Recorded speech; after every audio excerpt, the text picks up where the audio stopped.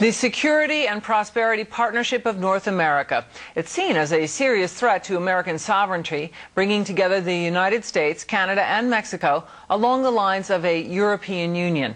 Now, it's an agenda pursued by corporate and political elites without any oversight so far by Congress or voters. Joining me now is Frank Gaffney, and he's president of the Center for Security Policy. And thanks very much for being with us, Frank. It's a pleasure, Kitty. Thank you. You know, you've been very vocal about this, and in a recent column in the Washington Times, we're going to quote from this. You said Americans and their representatives have completely ignored this issue, which is true. And you went on to say, quote, practically none of them is paying attention to yet another, in some ways even more insidious, threat to our country, the assault on our sovereignty by the transnational progressives. Define for us transnational progressives, because as you say, many people are not paying attention, so this term may be the first time they're hearing it.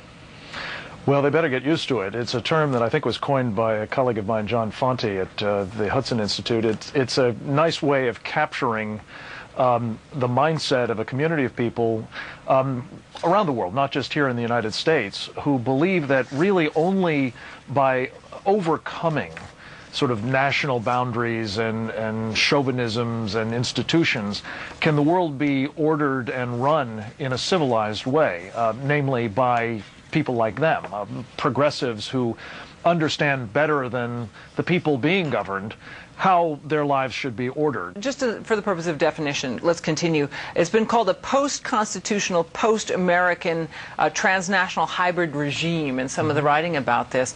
Is this maybe the European Union a good example of this? Let's flesh it out a bit more for our viewers. Yeah, I think it's very much analogous to what we've seen happen as these transnational progressives have worked their will in Europe. It started out in much the same way as did the European Common Market, a purely commercial, multilateral arrangement in which sovereign nations came together for their common economic benefit. Here it was called the North American Free Trade Association. Then in Europe, it evolved into something that was a bit more political, still sovereign nations, but joining together for various purposes, called the European Community.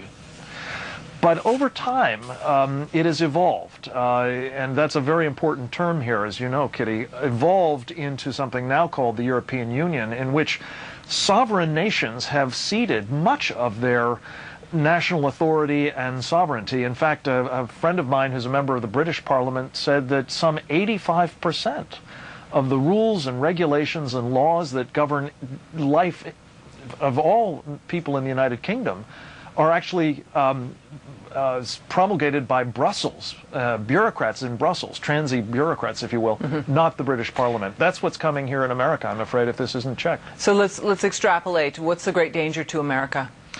Well, again, I think something that is central to who we are as a people is our Constitution, and it is a Constitution that vested in the people, as Abraham Lincoln said, a government of the people, by the people, and for the people, the sovereignty.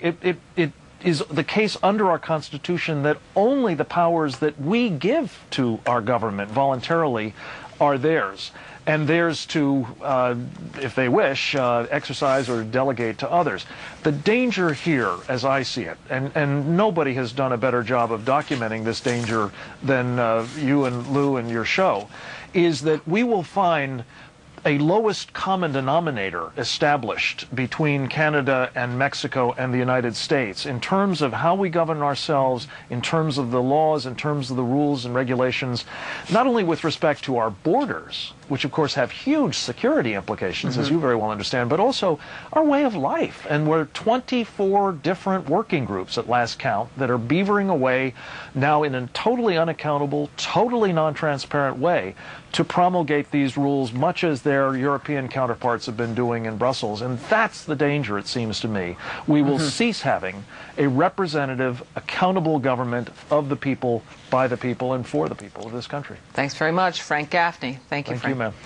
Coming up, Senator Barack Obama proves he's a force to be reckoned with in his political election battle with Senator Hillary Clinton. Three of the nation's best political minds join us to tell us whether the money or the message is more important. Stay with us.